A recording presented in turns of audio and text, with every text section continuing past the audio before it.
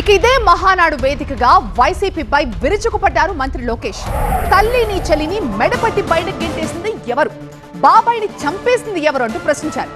Red book అంటే YCP నేతలు వణికిపోతున్నారంటూ ఎద్దేవా కూడా చేశారు. చంద్రబాబును బంధించి గత పాలకులు సంబరపడ్డారు, కానీ వారిని ప్యాలెస్ లో పెట్టి ప్రజలు తాళం వేశారన్నారు మంత్రి లోకేష్. తల్లిని చెల్లిని మెడబట్టుకుని బయటకు గెంటేసింది ఎవరు, ఎవరు సొంత బాబాయిని లేపేసింది ఎవరు, జే బ్రాండ్లు అమ్మి పేదల రక్తం దాగింది ఎవరు, పళ్ళ కింద ఉన్న ఎర్ర బటన్ నొక్కి ప్రజల్ని బాధింది ఎవరు? అందరూ ఎర్ర బుక్కు అని ఏడుస్తున్నారు. ఎందుకయ్యా అంత ఏడుపు? నేను ఆనాడు చెప్పింది ఏంటి?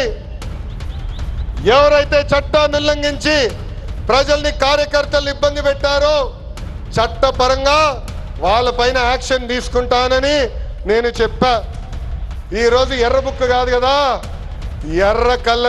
ఎర్ర రంగు చూస్తేనే వణికిపోయే పరిస్థితి వస్తుంది. ఎర్ర బుక్ అంటే ఒకడికి గుండుపోటు వచ్చింది, ఎర్ర బుక్ అంటేనే ఒకడు బాత్రూంలో కాలు జారి చెయ్యి ఎర్రగొట్టుకున్నాడు, ఇంకొకడు ఏమయ్యాడో మీ అందరికి తెలుసు. అర్థమైందా రాజా?